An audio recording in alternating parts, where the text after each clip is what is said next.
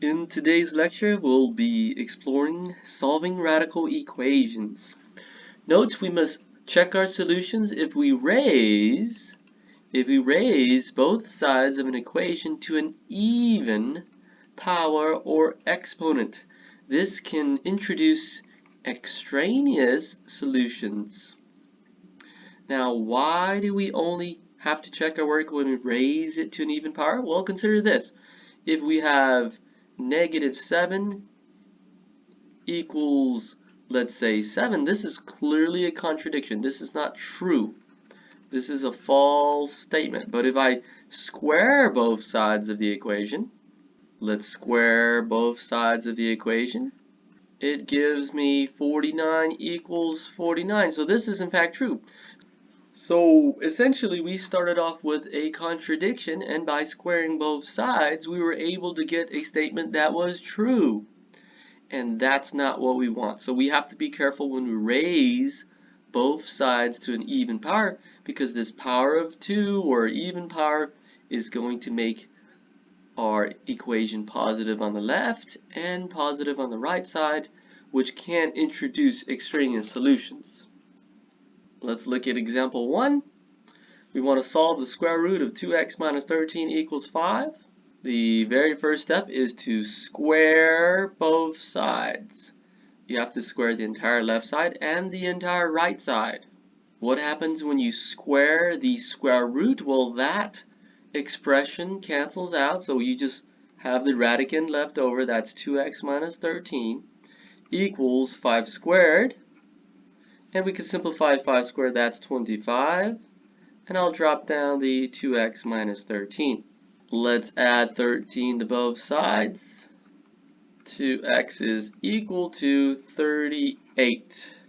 Dividing both sides by 2 now, we get x is equal to 19. Now this is a potential solution.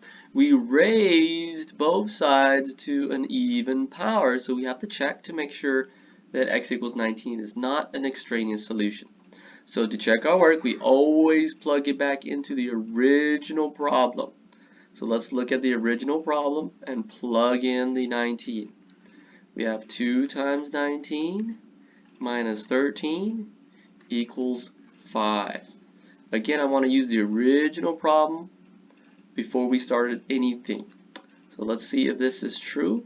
2 times 19, that's 38. 38 minus 13, is that equal to 5? 38 minus 13, that is 25. So yes, this is true.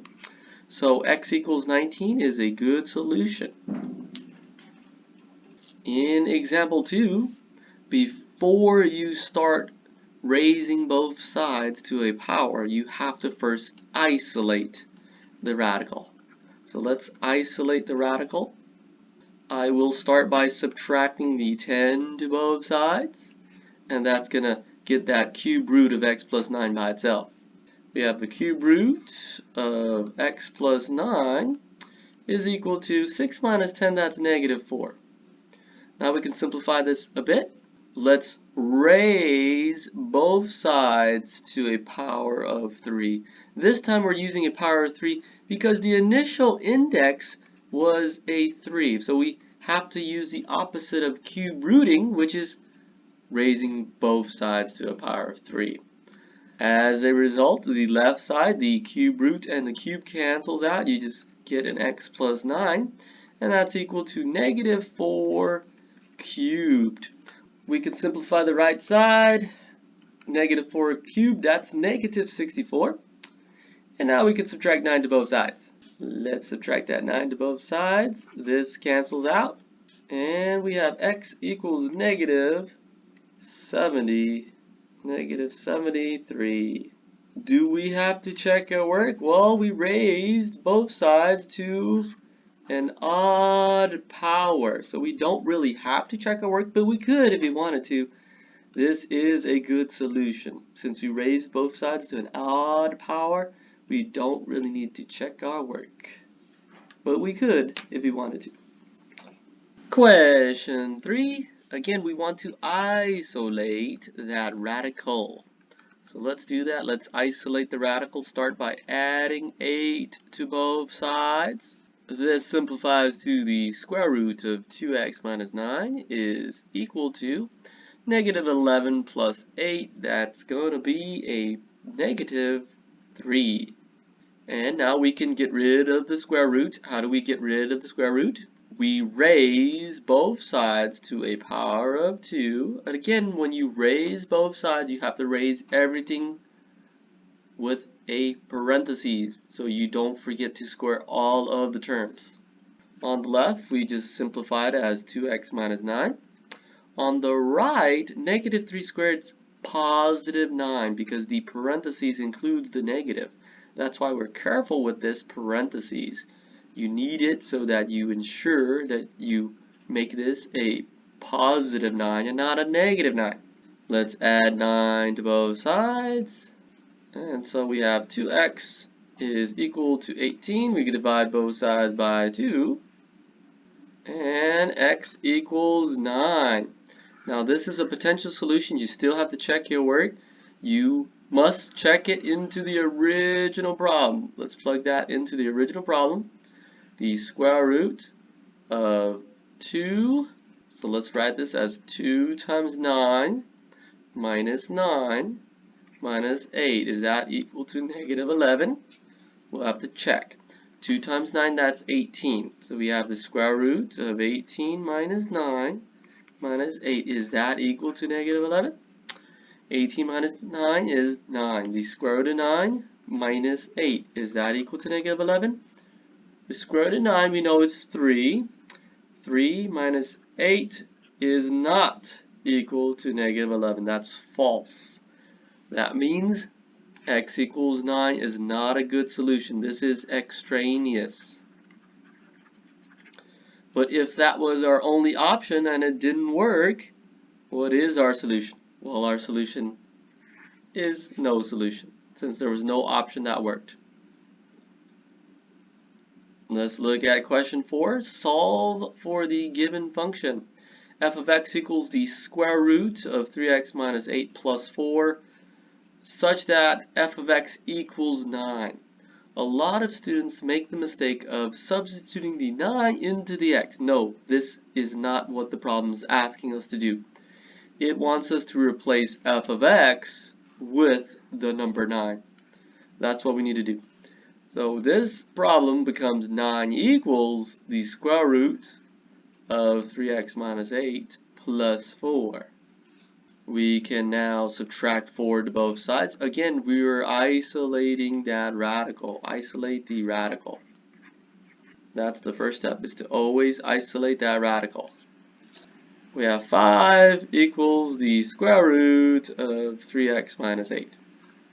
Let's raise both sides to a power of 2 now to get rid of that square root symbol.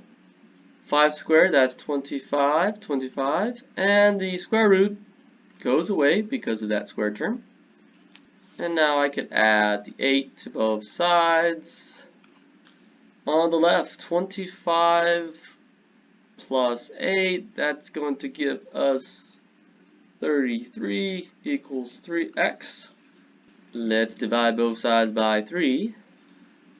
And so x could potentially be 11, but we don't know for sure. We got to check our work. Where do we check our work? We have to use the original equation, and the original equation is here. So let's plug in that 11 into that x, and let's make sure it works. Let's plug it in. We have 9 equals the square root of 3 times 11 minus 8 plus 4. Is that true? 3 times 11, that's 33. We have 9 equals the square root of 33 minus 8 plus 4. And I can simplify it a little further. 33 minus 8. That's 25 plus 4. The square root of 25, that's 5. Add 4 more to it, you do get 9. So 11 is a good solution. But we had to check because we had an even power. We raised both sides to an even power. Let's recall the formula for rational exponents. X to the m over n is equivalent to the nth root of x to the m power, or we could rewrite this as the nth root of x, the whole quantity raised to the m power. These two are equivalent. Let's use that property to solve example 5. X to the 1/2 minus 10 equals -7. I could replace the 1/2, or x to the 1/2, with the square root of x. And now we could do what we did in the previous problems. Let's isolate that radical. Get it by itself. Let's add 10 to both sides of the equation. This gives us the square root of x is equal to 3. I could square both sides of the equation now. And this gives us x equals 9. Now this is a potential solution because we squared both sides with an even power. So we need to plug this back into the original problem and see if the statement is true. We'll plug in the x equals 9 into the original problem. This is 9 to the 1/2 power minus 10 equals -7. 9 to the 1/2 is the same as the square root of 9 minus 10 equals -7. We know the square root of 9 is 3. 3 minus 10 is equal to -7. So x equals 9 is a good solution.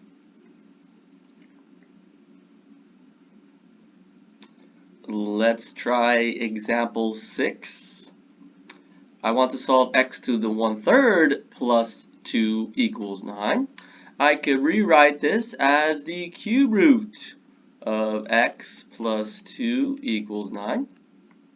Let's now subtract 2 to both sides. Again, the strategy is to isolate that radical. Get that radical by itself.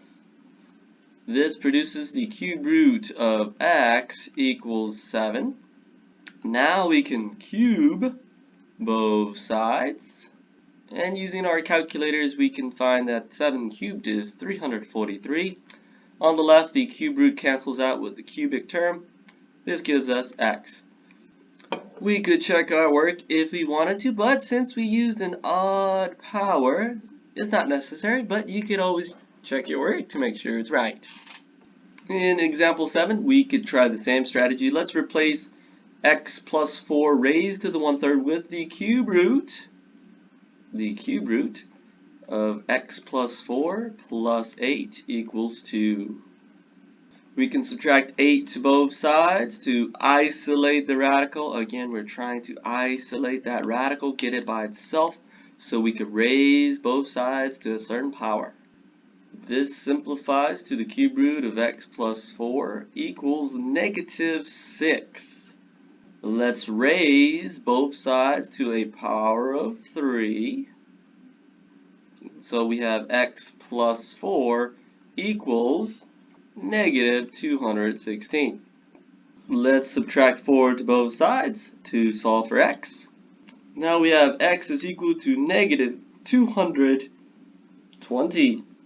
This is a good solution. We raised both sides to an odd power.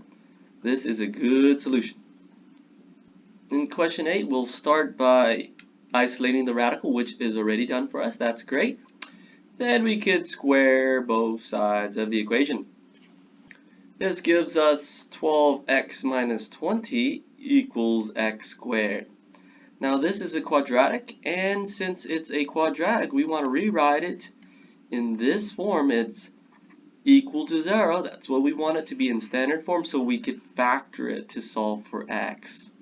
Now to do that, I want the leading coefficient to have an x squared, and then we have a bx and a c term, a constant term. So I'm going to move everything here to the right. Let's subtract 12x to both sides to get it in the right form, and we'll add 20 to both sides as well. This simplifies to 0 equals x squared minus 12x plus 20. That's that nice standard form that we have. And we can try to factor it now. On the top we have a 20, on the bottom is negative 12. The two numbers that work, it's going to be 2 and 10, both are negative. So this factors as x minus 2 times the quantity x minus 10. Setting both of these factors equal to 0, we have x minus 2 equals 0, or x minus 10 equals 0. The first one is fairly easy. We could add 2 to both sides. X equals 2. For the second one, we can add 10 to both sides, and we get x equals 10.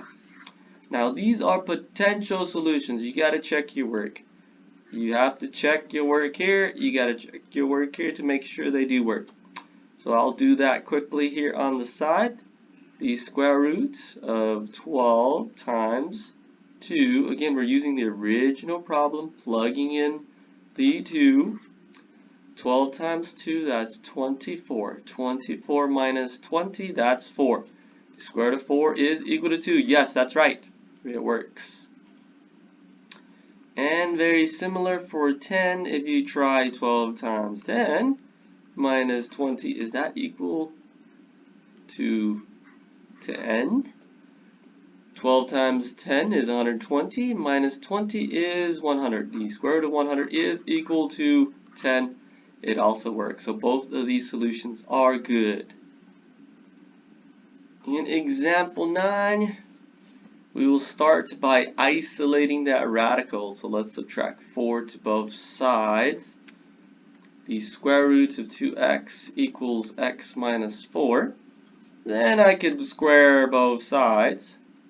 This gives us 2x is equal to x minus 4 squared. Now this means we have to multiply x minus 4 times x minus 4. This is what it means to square. You're multiplying the same argument with the same thing. So x minus 4 is multiplied to each other twice, and that means we need to FOIL. So let's FOIL this out. We get an x times x is x squared. X times negative 4 is negative 4x. Another negative 4x. Negative 4 times negative 4 is a positive 16. Let's collect like terms. So this becomes 2x equals x squared minus 8x plus 16. We have to set it equal to 0 and see if we can factor this. Let's subtract 2x to both sides and set it equal to 0. We have 0 equals x squared minus 10x plus 16. And since this is a quadratic in standard form, we can try to use the diamond method. 16 on top and a negative 10 on the bottom. What's the two numbers that multiplies to get 16 but add up to get negative 10? That's going to be 2 and 8. They're both negative. So this factors as x minus 2 times x minus 8. If we set each of these factors equal to 0, we have two possibilities. X could be equal to 2, or x could be equal to positive 8. Now we don't know if these are good or not unless we check it into the original equation. So let's plug these two back into the original equation. I'm going to check my work down here, so let's plug in the 2 into the original equation. There's two positions for x's.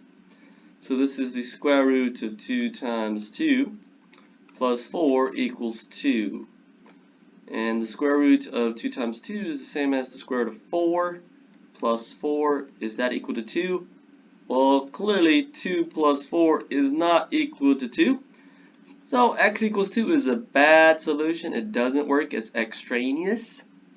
And if we check 8, let's see if that one works. The square root of 2 times 8 plus 4, is that equal to 8?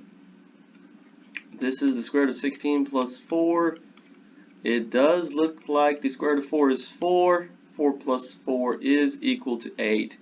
So this one is a good solution. We have x equals 8 is the only good solution here. X equals 2 is extraneous.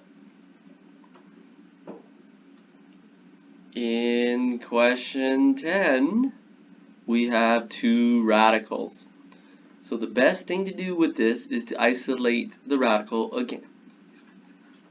We want to get that radical by itself so that we could solve for x. So let's get rid of the cube root. And to do that, we just cube both sides. This becomes 5x minus 11 equals 7x plus 33. Hey, we know how to solve this. This is just a simple equation that we can solve. I'll start by subtracting 5x to both sides. And let's also subtract 33 to both sides. This 5x and negative 5x cancels out. 33 and negative 33 cancels out.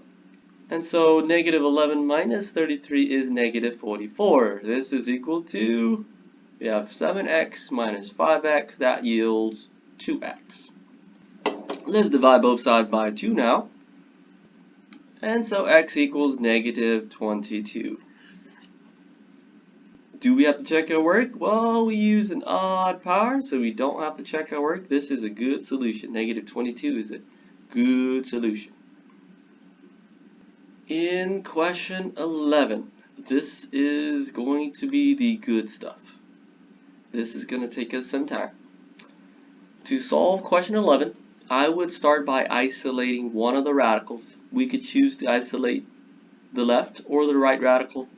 I'm going to choose to add the square root of x minus 2 to both sides. And the reason I chose to do that is it keeps my numbers positive. It just makes it a little easier to work with. So this simplifies to the square root of x plus 3 equals 1 plus the square root of x minus 2. Since one of the radicals is already simplified on one side, we can now square both sides. So let's square both sides. And when you square both sides, you have to square the entire right side and the entire left side. On the left, that's easy to do. We know what the square root of x plus 3 squared is. That's x plus 3. On the right, you're going to have to FOIL this out. It's 1 plus the square root of x minus 2 times 1 plus the square root of x minus 2. Do not make the mistake of distributing the 2 to the 1 and the 2 to the square root of x minus 2. That is a mistake. Do not do that. Because of the addition sign, that's not possible. You have to FOIL this out. Let's try to FOIL the right side out. 1 times 1 is 1. 1 times the square root of x minus 2 is the square root of x minus 2. 1 times the square root of x minus 2 is the square root of x minus 2. Then we have the square root of x minus 2 times the square root of x minus 2. That is simply x minus 2 because the square root cancels out. We have the same radicand multiplied by the same radicand. You simply get x minus 2. Let's collect like terms. We have 1 minus that 2, so that can simplify. Let's rewrite that as a negative 1. And then the square root of x minus 2 and the square root of x minus 2. Let's add that together. That's 2 square root of x minus 2's. And then we have a plus x. We can add 1 to both sides now, just to collect the constant terms together. This gives us an x plus 4 equals 2 times the square root of x minus 2 plus x. I could subtract x to both sides now, and these x, they cancel out. We have 4 equals 2 times the square root of x minus 2. Now, our strategy has always been to isolate that radical, get it by itself. So that's what we're going to do. We're going to isolate that radical. Let's divide both sides by 2 to get rid of that 2 in front of the radical. So this simplifies to 2 equals the square root of x minus 2. And we're not done yet. We still got more work. We have to square both sides. This simplifies to 4 equals x minus 2. Finally, we were able to get rid of the radical, but we had to square both sides twice. Now we can add the 2 to both sides to solve for x. And we have a potential solution. X could possibly be 6. However, we have to check our work. Why do we have to check our work? We squared both sides twice. So let's check our work. Let's check it here. And where do we check it? We have to check it in the original. Let's plug this back into the original for both of these x's. For both of these x's, we're going to check with a x equals 6. We have the square root of 6 plus 3 minus the square root of 6 minus 2. Is that equal to 1? 6 plus 3 is 9. The square root of 9 minus the square root of 4. Is that equal to 1? Well, this is 3 minus 2. And so this is equal to 1. And x equals 6 is a good solution. So this problem involved a lot of work. We had to FOIL. We had to square both sides twice. And then collect like terms. So a lot of work for this problem. It's a good idea for you to try example 12 on your own. It's going to be just as tedious as the previous one. Let's try it together. I'm going to isolate these variables, so let's subtract the square root of x minus 1 to both sides. And so this gives us the square root of 2x minus 1 equals 1 minus the square root of x minus 1. Since we isolated at least one radical, we can square both sides. And of course, if you square both sides, you got to remember, you're going to have to check your work at the end. On the left side, we have 2x minus 1. The square root just cancels out because of the square term. On the right, again, you have to FOIL. We have to FOIL this out. So take our time, FOIL this out correctly.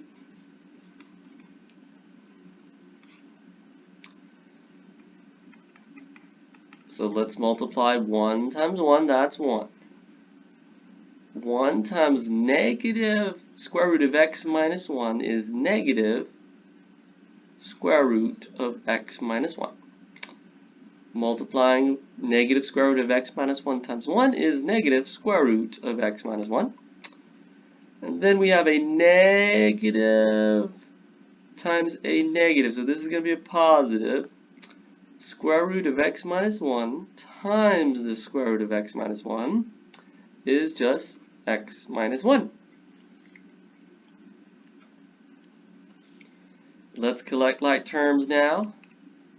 The 1 and the negative 1, that cancels out. Let's cancel those out. And so we can add negative root x minus 1 and another negative root x minus 1. That together is negative 2 because you can pretend there's an invisible 1 in front. That's negative 2 root x minus 1 plus that x we have over there. Let's subtract x to both sides now. Remember our goal. The goal is to isolate the radical again, get it by itself. So we have x minus 1 equals negative 2 times the square root of x minus 1. Now we could divide both sides by negative 2 if that's what we wanted to do. Or we could just square both sides right now. I'm going to choose to square both sides right now. Let's square this side and let's square this side.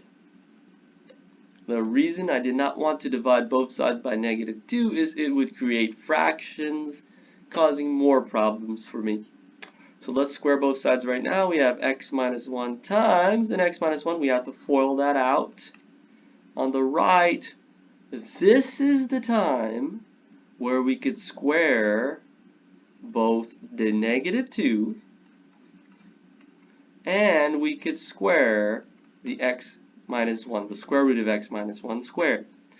Why were we allowed to square each one separately? And in the previous problem, we weren't able to do that. Well, if you look at the previous problem, this had an addition sign between or a subtraction sign between, then you have to FOIL. Here, it's a product. So recall x times y to the n, we could write that as x to the n, y to the n, because of that multiplication in the middle. So we can do that here. I can FOIL this out, and I'm going to skip some steps because you know how to FOIL this out. This should be x squared minus 2x plus 1. Check that work for me, make sure that's right. And that's equal to negative 2 squared is 4. And we have the square root of x minus 1 squared, that's x minus 1. So now we can distribute that 4 to the right side. That's x squared minus 2x plus 1 on the left. On the right side, after distribution, we should get 4x minus 4. And since this is a quadratic, we can set it equal to 0. Add 4 to both sides. And we'll also subtract 4x to both sides. This simplifies to x squared minus 6x plus 5 equals 0. Let's use the diamond method to factor this properly. We have a 5 on top, a negative 6 on the bottom. What two numbers multiply to get 5 but add up to get negative 6? Well, that's negative 1 and negative 5. This factors now as x minus 1 times x minus 5 equal to 0. If we set each of these equal to 0, we can solve for x. X could possibly be 1, or x could possibly be 5. So let's check our work. To check your work, you have to plug that back into the original equation. Let's zoom out here. We have to plug the x equals 1 back into the original equation for x and check to make sure that works. And if you do that, the first solution's good. If you tried the same thing with 5, you will realize that doesn't work. So try this one out on your own. I know it took us a long time, but check that work on your own. You'll realize 5 doesn't work.